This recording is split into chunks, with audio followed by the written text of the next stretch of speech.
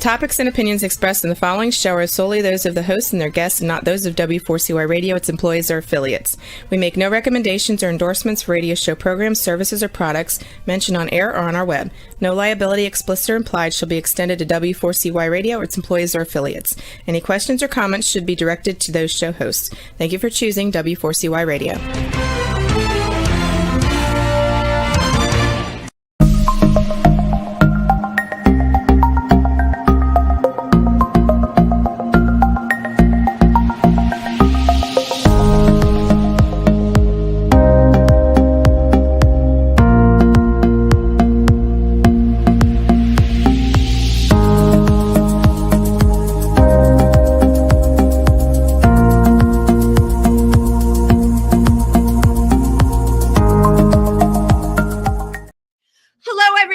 Good evening and welcome to Triversity Talk. I am Wendy Stewart and I am having a wonderful time because it's Wednesday and you are all here with me, and we are a couple of days before Halloween and my Halloween countdown has begun. And if you are in Milford, Pennsylvania or anywhere in New Jersey, Sullivan County, Sussex County, please come by Triversity on Tuesday night. We're going to be giving out candy and celebrating Halloween there. And speaking of celebrating Halloween, I am overrun with holiday events this year for Halloween. Thursday night, I will be in Stonewall. And I think I'm going on, it looks about 6:30 or 6:45. And I'll be doing a show there. All Hallows 7. So if you're in the neighborhood of Stonewall in the West Village, please stop by and see us. We have a wonderful show planned, produced by the Imperial Court of New York. And as all of you have heard me say many times, everything that the Imperial Court does is to raise money for other LGBTQ organizations. And this time our recipients are going to be going to Trinity Place, which is a wonderful organization that supports LGBTQ youth. Okay, I don't know if any of you are into pumpkin carving or any of that other stuff, but now is your time to do it. So I'm going to talk about a totally different subject now. I'm going to talk about my guest tonight. My guest tonight happens to also be a DJ, a writer, a filmmaker, and I was first introduced to him because he works on my Wednesday afternoon show with Tim Moss, If These Walls Could Talk. He's been the producer for that show after the fabulous Chauncey Dandridge had to leave because he was super busy. And I was so grateful to get our new producer. So without further ado, let us welcome Cameron Cole. Hi, how are you? Well, hello. How are you? I'm all right. It's great. I get to see you twice in one day today. Although when we do the Wednesday afternoon show, I never really see you because you're kind of like in the dark. Yeah, true. This is the most light that's been turned on in this bedroom for some time. Yes. Really? So you're like, you like the dark. You're like I have a friend that's like a vampire. We always joke that he just lifts the lid on the coffin and gets out at like 6 o'clock at night, stays out all night, and then just goes back in the next day. Are you kind of like that too? Very much so. I mean, it's kind of necessity working in nightlife that I spend a lot of time in the dark. But on top of it, my doctor is always like, I don't understand how you get no vitamin D and put me on pills. And I was like, I mean, I sleep during the day largely. Oh, yeah. No, you know what, though? Did your doctor tell you can get one of those artificial sun lamp thingies? No. Yeah. So, my daughter does that because she doesn't like the whole darkness in the winter. It affects her mood. Yeah. Doesn't it affect your mood? Yeah. Seasonal affective disorder. Yeah, sad. We call it sad. Yeah. I too suffer from it because I like light. When I was in Alaska, it was light for 12 hours a day, and people were like, "How could you stand it?" I loved it because I need a couple of hours to sleep, and then I'm all about the sunshine. But your doctor put you on vitamin D, right? Yeah.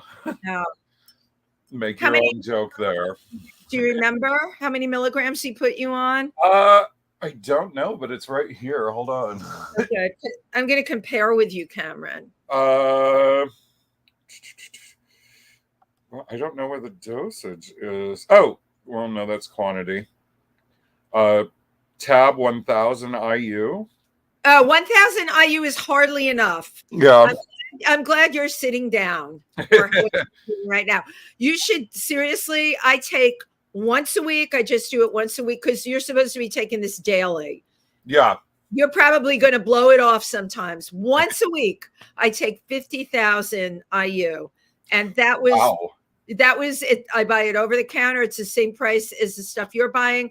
And it's just one big zap, and it's great. It carries you through the week because I could never remember to take mine. And we need our vitamin D, especially those of us who are the creatures of the night. How long have you been working in nightlife for? Let's see. I've been in New York almost 20 years, and I think about 15 years in nightlife, various capacities. 15. So how did you start? Like, what was your first job? My first gig was I was working as a porter at Pieces Bar. And then when that ended, I became I was really good friends with the owner of a bar that no longer exists called Rawhide in Chelsea. And like, stop it. I had one. Okay. I have history. So, Rawhide started uptown on the Upper West Side. I didn't actually. The original Rawhide with sawdust on the floors. Okay. I'm going back to the 80s. Yeah. Started on the Upper West Side. And it was just like a cruise bar. And it had really dark lighting in it. And when this is terrible, but you were grateful for that dark lighting. But I would go there with friends. So you worked in the Chelsea Rawhide. Yes, I bartended there for the last couple of years they were open. And then right about the time that closed, my friend Scarlet Envy, who's since gotten on Drag Race, but she was like, you should come out. That's where I know the name from. Scarlet Envy was on Drag Race. Yeah, she's a good friend of mine. I knew her from the time she was a student at FIT, actually. But she was like, you should come out to Brooklyn. There's really amazing bars. And I was like, I guess. And like, I went to TNT for the first time, which was out in Williamsburg. And that became my regular haunt. And I was mostly just doing photography during that time, actually. But one of the shows that I saw was a show called Mondays on Mondays with Thorgy Thor and Ruby Roo. And then, like, I became. Oh my God, I haven't heard Ruby Roo's name in a while. She's one of my best friends. She's actually in the film. But I fell in love with that show because I was like, oh, this is like the Muppet Show of drag shows. It's not just like, here's an Ariana Grande number. It's like comedy and crazy.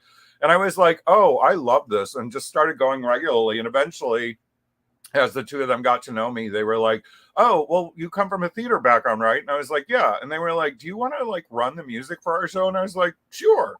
And then like I started DJing because of that. Like because of that, you're right. And how many years into New York are we then? Like 5 or 6 or something? That would have been around year 5. Yeah, because that would have been we're coming up on our 10th anniversary of that show. Actually, this next summer will be our 10th anniversary. It's funny how things happen to people when they come to New York that you can't even really plan for. Yeah, no, it was definitely not in my plans.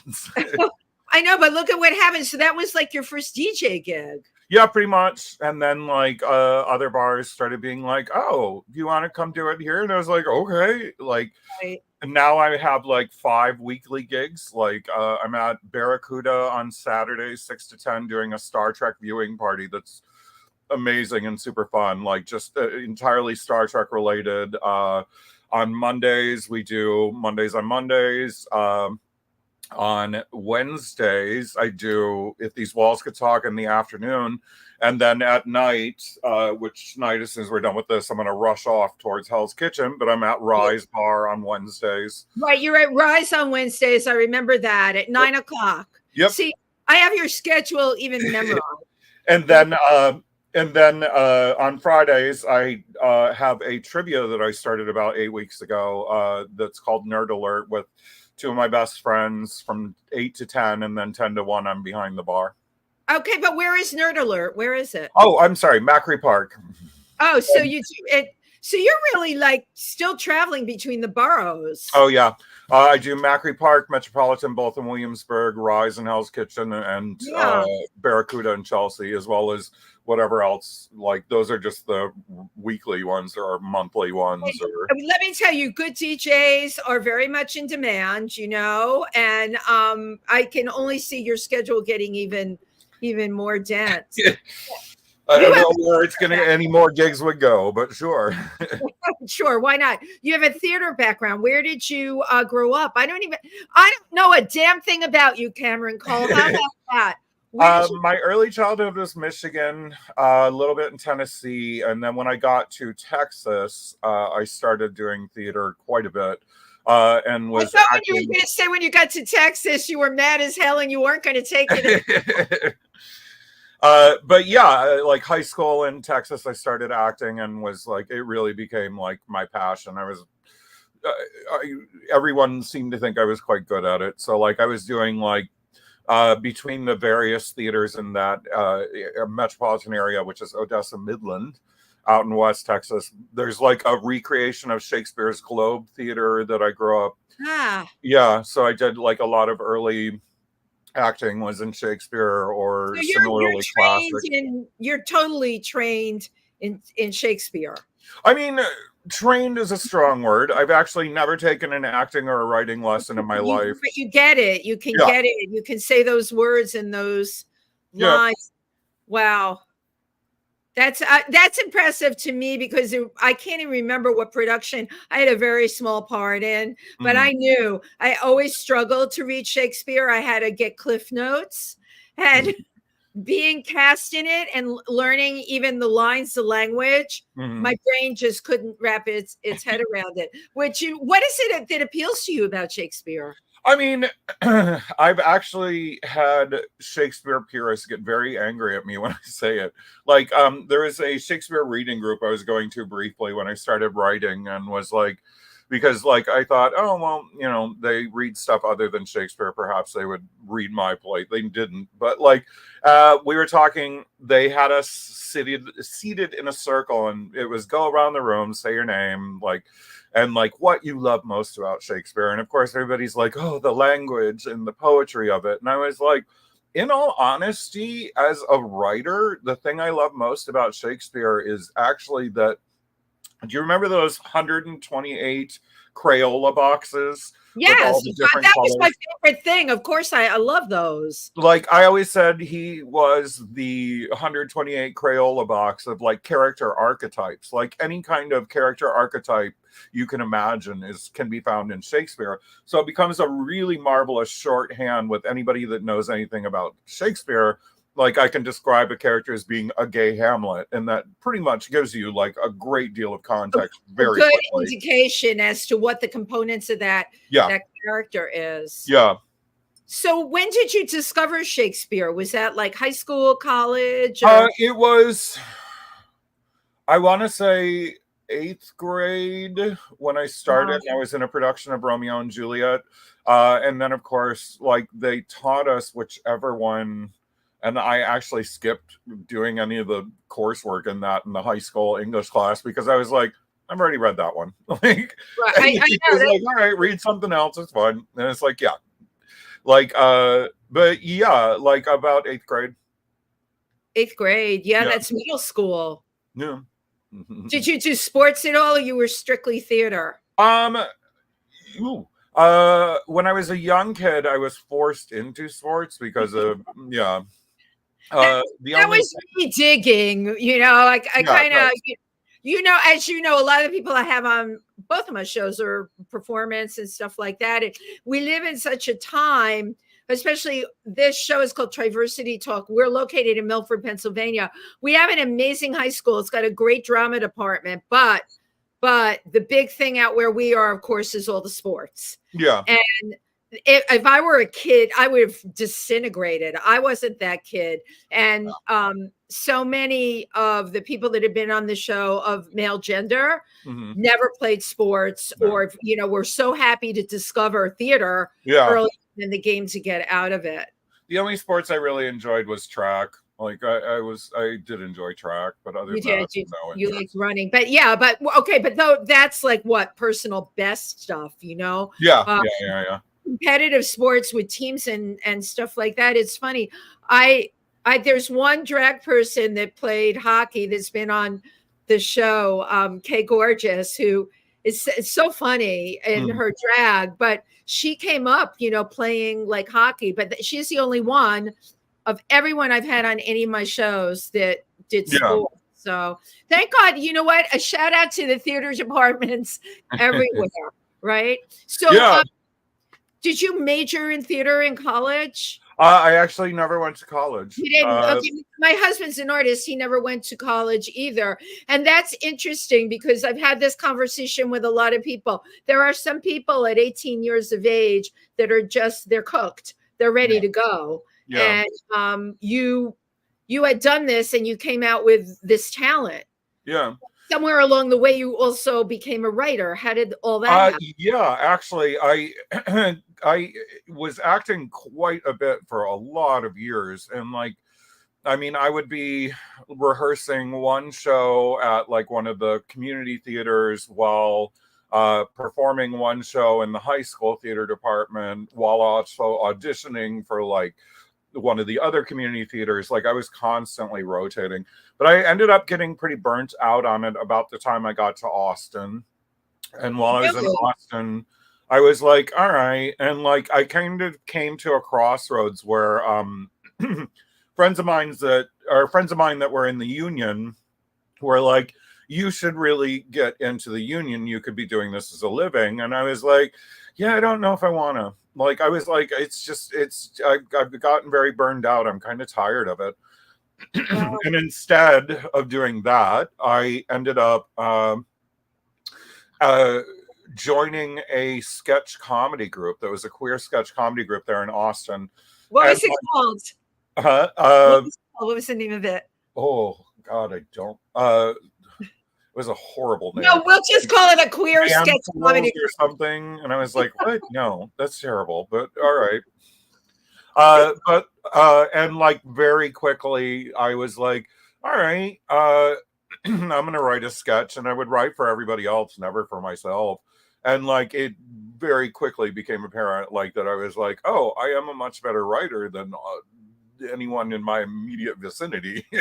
But And like, it's interesting because you're talking about sketch comedy, which is a whole other thing yeah, than coming from a background of classics. yeah, Oh, we'll get to that with you because it has come full circle for you. yeah. But and you had a knack for writing sketch comedy, and Yeah. obviously you enjoyed it. And yeah, and then once I moved to New York, I really wasn't doing either for the most part. Like I had friends of mine that would be like, "Oh, come do this and be in the show," and I'd be like, "All right," but like I wasn't really auditioning. I wasn't really seeking it out. What made you come to New York? Like, Austin's a great place. That was actually I had left Austin and gone back home to Midland, and while I was there, a friend of mine from high school theater days, he and his boyfriend would come down at least once a year. And like every year, they would be like, come back with us, come back with us. You would love New York, and New York would love you. Would And love I'd be you, like, yeah. no, it's scary. I've never even been. Like, I don't want to move there. And then eventually, there was very famous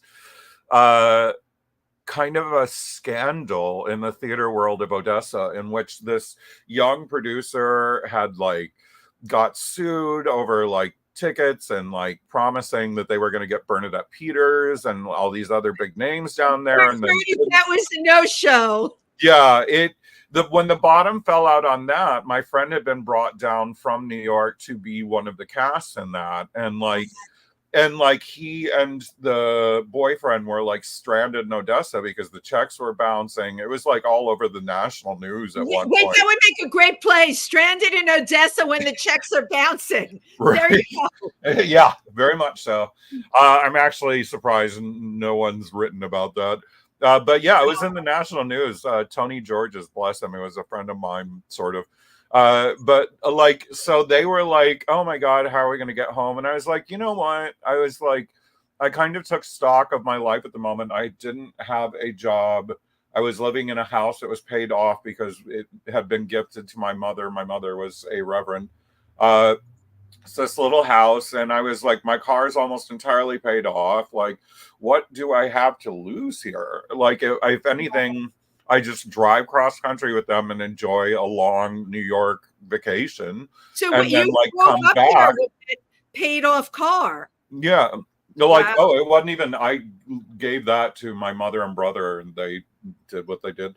But like, yeah, so I got in the vehicle with them. We drove from Texas to New York over a couple of days. And I was like, within 2 days of being here, I had my first job, and I was on the L train on the way to it from Williamsburg. And I was like, oh, if I never leave this city, I never have to drive again. And that was pretty much the moment I decided I was a New Yorker, like Right. 2 or 3 days in It's on the amazing. L train. What so when you moved here, you moved to Williamsburg right Yeah. away. Yeah. Well, that's I what they stayed, call beginner's luck. I mean, that's pretty cool that you landed a place there. I stayed with them for the first several months, and then the apartment right next door to them opened up. So I ended up taking that. I wish I still had that apartment. It was rent controlled.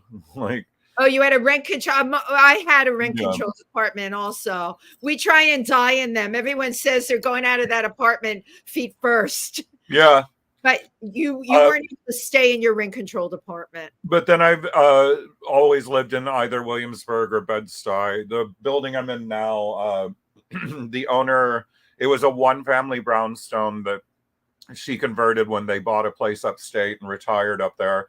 And the owner turned it into, there's a duplex. The second floor is all one apartment. The third floor is all one apartment. I was in the second floor for probably 7 years or something. And when I moved out, she renovated everything, hated the people that came after us, kicked them all out. And then like during a lockdown, she was like, do you want to come back? I was like, yes. Oh my God. Yeah. So now I'm the top floor instead of the second. And like, yeah, like I kind of, not a super per se, but like I put out the trash and like whatnot. And she gives me a nice little discount. She calls me Right. whenever But you're in a renovated apartment. yeah. In Bed-Stuy. Like it's a floor through, the entire top floor of a That's brownstone. incredible, Cameron. So you're going to be one of the people that says, "Oh, the only way I'm going out of here is feet first." Probably. Yeah, I don't see myself moving out of this building again. Right. Well, you know what? All I can say is you've been very lucky since you came here. You know, Yes, not very. and you know it too. 20. You've been here 20 years. It's not that to me. 20 years is not that long. I've been here 45. Oh wow, yeah. You know how many apartments I went through? You can only imagine. And when I came here, rent control, which is better than rent stabilized, you could get these rent controlled apartments. Right. Right. Madonna and I came at the same time, so that's my claim to fame. We both went to Danceteria. Yeah.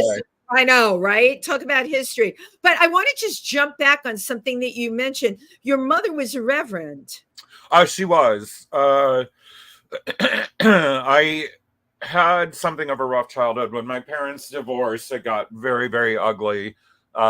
We were custody wise, there was split custody, and then it was all to my mother, and then it was to my father's grandparents. It was a rough childhood, and some periods in foster care as well. That's really rough for a kid, but you know, obviously I'm sure that contributed to the fact that you did a wonderful job as an actor, and really, truly, you are now as a writer. Yeah. But like there was a long period that we weren't really allowed contact with my mother. So like for a long part of my childhood, unfortunately. But when we reconnected when I was like 16, she started moving towards becoming a reverend, and like she had also recently come out like once because I was already out by the time I got down here. I came out in 1991 at 13, almost 14. I was going to ask you how old you were when you came out, and that's where I was going with your mother being a reverend. I wanted to ask you, like, what was that? What was that like? Oh yeah, no, not is what you would assume. But she came out not long after I got here, and then she built a LGBT church, the non-denominational, there in Odessa. It's called God's Rainbow Promises. She unfortunately passed. I think she was just shy of 25 years since she had built the church. Wow. But my brother now owns it, and we keep it open for all her congregation.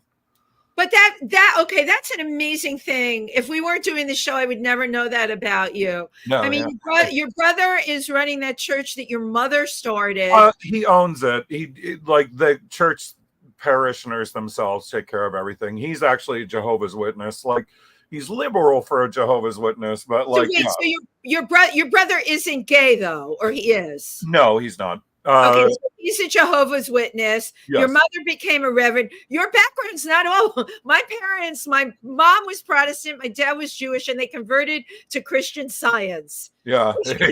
Kind of like, whoa. But yeah, my mom, rest her, she passed like January of the 2020.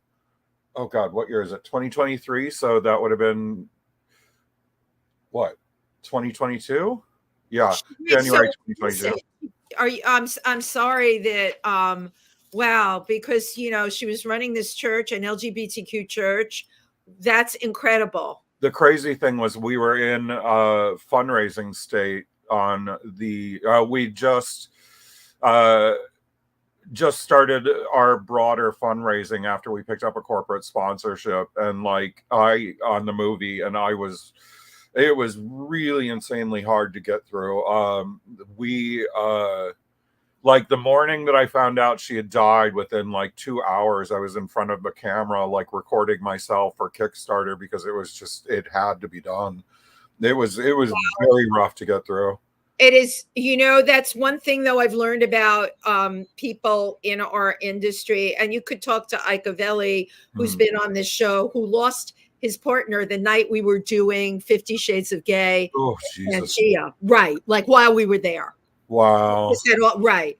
But, and my husband couldn't believe we were doing a show, but this is something a lot of us in the entertainment industry know, that you can't fold. Right. It's like, regular like job, you can call up and say, I'm emotionally going through something, need a personal help day or whatever.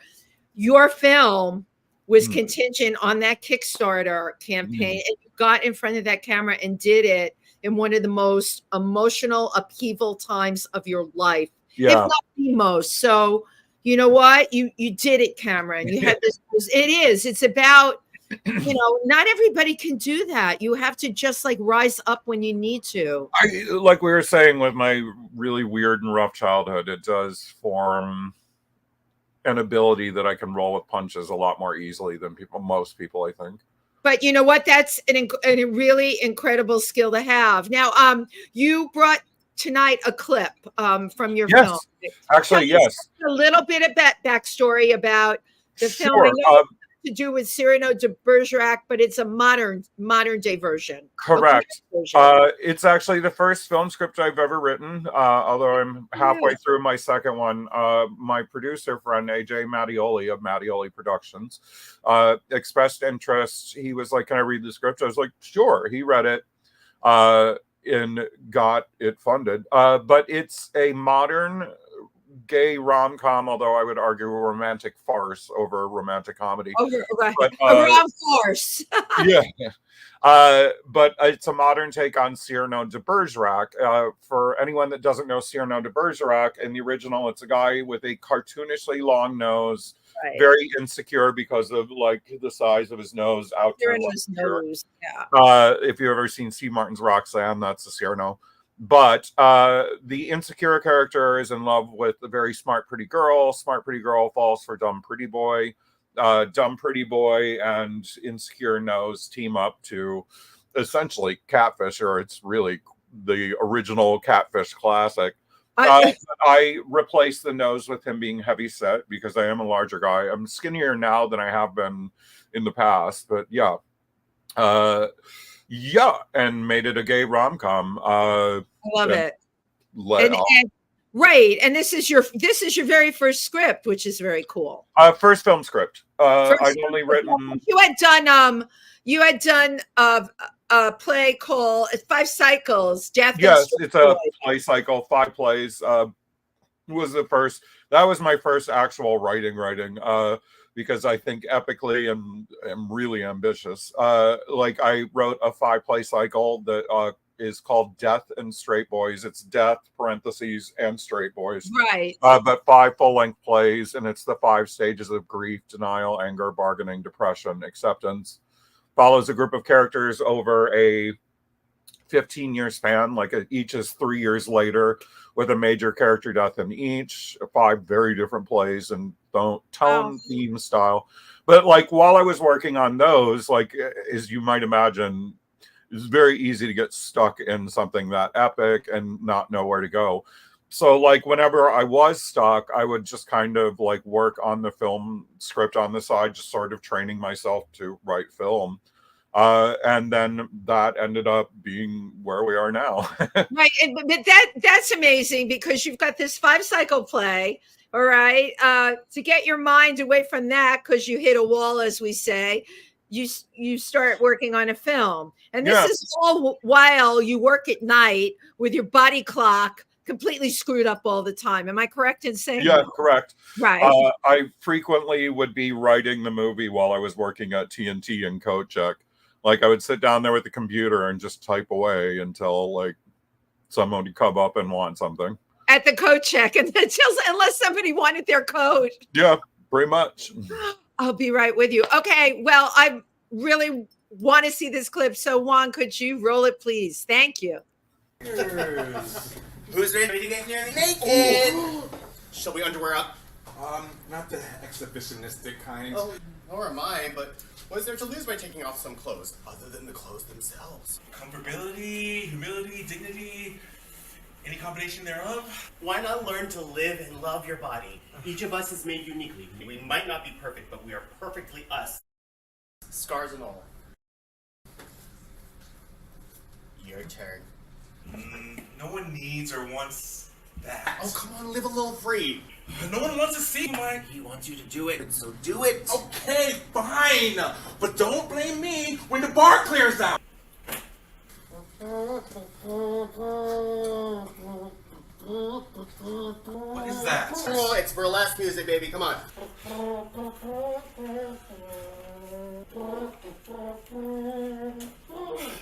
There, exposed to the pitchfork-wielding villagers. Better? Feels like Ruby and I brought you out of your shell a little. We sure did. Lord, I can't believe how naked I am right now. Oh, please, you're Amish naked. You're hardly even Mormon naked. Enjoy your night, Elder Jebediah. And now, we must dance. Must we? Haven't I embarrassed myself enough? Must I also invite that level of shame? Oh, come on. I want to dance with somebody. Dance with me.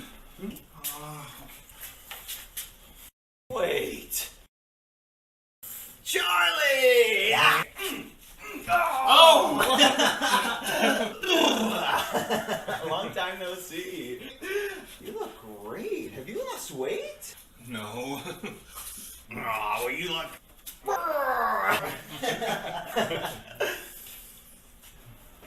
Who's your friend? Hello.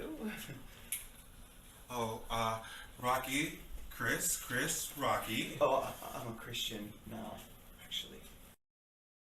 Sorry? I recently became a Christian again.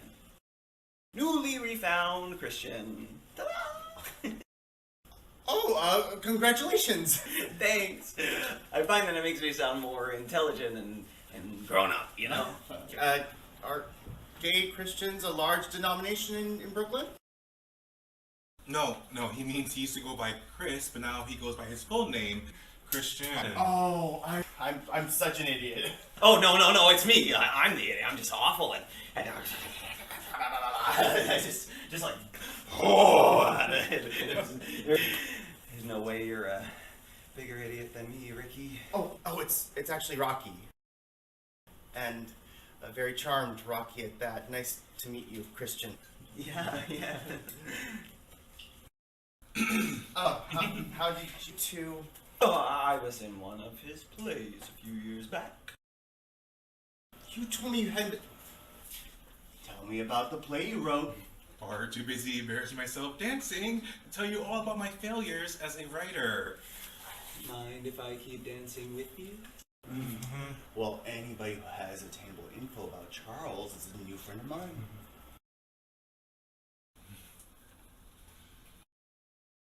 Wow.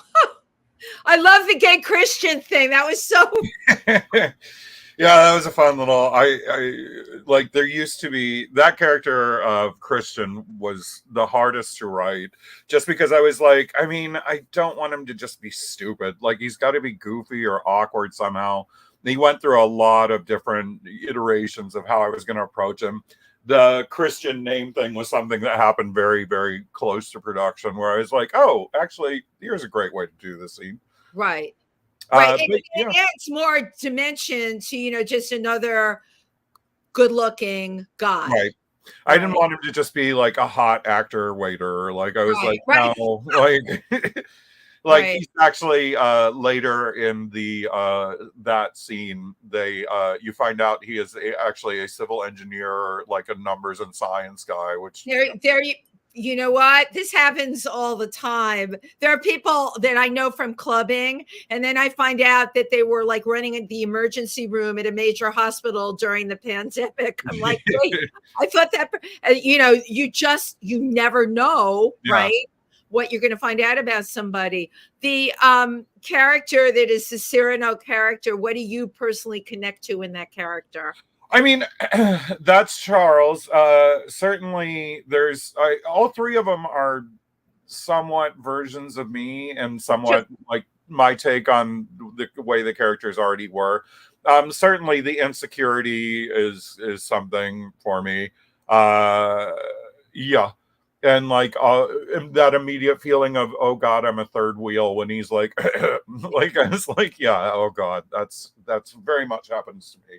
That's what I was getting watching it, that you've personally experienced that. Oh, absolutely. Right. One of my closest friends, Corey, that I co-host the trivia with on Fridays, he is a very attractive guy, and I'm so used to like people just doing like that scene, like where I'm like, oh God, here we go.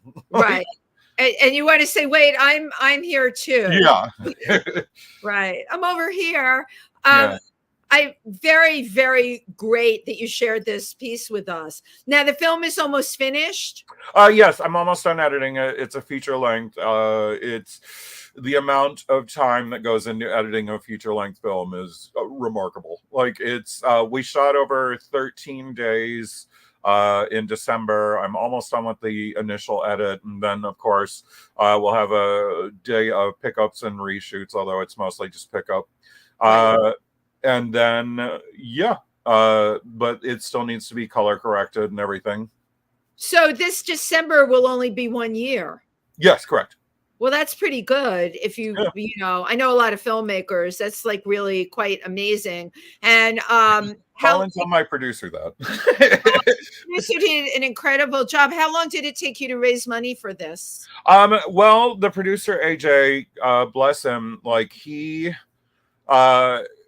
Before we got funding for the film, I told him about an idea for a TV series I had, and he was like, oh, I'm pitching to some people, create a pitch deck. And I was like, as soon as I Google how to, I will. Taught myself that and did one for the proposed TV series, but of course they didn't even. But when AJ was like, after he read the script, he was like, I know somebody over at, I don't know if I'm allowed to say the brand, but Heineken. And he was like, why don't you put together a pitch deck and I'll send it to my friend at Heineken, see if there would be any interest. And I was like, sure. And I thought, well, all right, I really like this pitch deck I built. It's quite gorgeous, but like, I was like, that's going to be the end of that. This is not going to happen.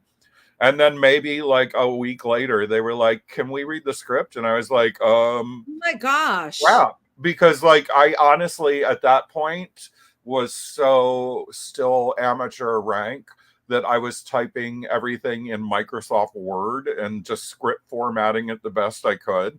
So I had this epic 26-hour no sleep editing marathon where I just did nothing but edit it, because a friend gifted me final drafts so that I could have it in the correct format. So the correct format, people use Final Draft. Like for film, we use Final Cut. So there's yes, Final Draft. Go figure. Wow. And like, so I did 26 hours of Final Draft editing. Remarkably, God, as much time or as many times as death is factored into my writing. One of my frat brothers, although I never went to college, but I'm an honorary member of a frat. You actually belong to like a frat, like a 5 pi and then some? They're much more like geeky, nerdy frat than not. But like, yeah, one of my high school friends, like I would hang out with them and we stayed very close over the years. In fact, one of them died earlier this month, and I'm about to go down for the memorial next week. I remember reading that post on Facebook, and I saw the picture of all of you you were outside, there were like 5 of you. Wow. But one of them passed like 2 hours into me writing, and he was actually one that has a character based on him in the plays, loosely based on him. And like, he passed maybe 2 hours in, and I was like, I've got to keep going. Like, and just like did this 26-hour editing marathon, sent it to Heineken, like maybe a week or week and a half later, like, said yes and gave us like a considerable amount of money for sponsorship. And then that was right before Christmas of this last Christmas. And I'm sorry, that's wrong. Christmas year before. Okay, so yeah, this and then like 2 years in. Yeah. Yeah. And then AJ, the producer, was like, we need to start a Kickstarter like immediately. And it was like days before Christmas. So I was like, yeah, just like slam together our Kickstarter campaign as quickly as we possibly could. And then raised, I think it was after fee about 28,000 on the Kickstarter. How long did it take you to raise 28? See, I love that. Love this kind of stuff. I think we ran a 60-day campaign. Yeah, we did, because we started just before Christmas. My mother passed in like just after New Year's, and then it was just like trying to make it across that finish line. But 60-day campaign. But you did it. Yeah, like after fee, I think before fee we were like, God, what was it, like 30-something thousand? But like. And then we ran a second, as well as like some just little fundraisers like at the bars. We did a Seed and Spark campaign, which put us like, I think 18,000 more in. And then the producer and two of my frat brothers like each invested some money that I've been paying off myself, because I'm like, sure. Just like every month I'm like, here's like more money. You know what? It's such an incredible story. 2 weeks ago, I was at a film festival. I was doing all the interviews with the people that are just like what you did. The stories are really inspiring. I can't wait for your film to start to go into festivals, right? And we're gonna run a couple test screenings that are like just specific groups of people that I trust their opinion, and like run private screenings for them, and then drop it into the circuit. See what happens. Absolutely incredible. And I know it seems like a long time, but if this December is 2 years, you really knocked it out of the ballpark. I'll take that. Thank you. Absolutely. So you know what? We're down to like the last 2 minutes. Sure. How do people find out more about you? How do they get in touch with you? I am on social media As Cameron Cole, Facebook and Instagram, though I don't have like a strong presence, to be honest. But that is a way to reach me, yes. Right. Well, you know what? You're working hither, dither, and yonder, and then creating all these projects. I don't know how you would have time to do social yeah, media. that's You know, largely. it's Oh, crazy. actually, something interesting about the film, similar to the way I did the 5-play cycle, like this is actually proposed as a trilogy of Brooklyn queers, the classics. Like, while this was the first script I've ever written, and it's Cyrano de Bergerac, the gay Cyrano de Bergerac Yeah. specifically. The follow up, which I'm about halfway through on writing, is a trans Beauty and the Beast. And then the third one, I want to do a lesbian and non-binary Oliver twist to close it out. But yeah, Just love it. Cameron, you're prolific, and I love the things that you're working on. You'll keep us all in the loop. Of course, Sure. I get to see you every week. You can keep myself and Tim Moss in the loop too. And we are down to like the last 60 seconds. I always love taking a picture. So Sure. I love computer pictures. Okay, cheese. And one more. Well, I wish you so much luck with everything that you're doing. I was about to say, when do you sleep? But you know what? You don't. So, like, we just answered that question. Yeah, Do you not a like lot. literally like get like 4 or 5 hours sleep? Yeah, oh yeah. Yeah. Yeah, once I get out tonight at about 2, I probably will head to Brooklyn, have a drink, go home around 3, and sleep till like probably damn near noon. Wow. Wow. Yeah. God bless you. Thank you for everything that you're contributing to the queer community in terms of your creativity. I've always believed that if we want to take a political stance, we can do it through our work, through our films, our books, and communicating out there. It's the best way. And that sense of humor, by the way, really helps. Yeah, absolutely. Because that's something everybody can connect to. Cameron Cole, thank you so much for being here. Thank you, everybody who tuned in tonight. We'll be back next week. Oh my gosh, happy Halloween. Happy Halloween. Bye-bye.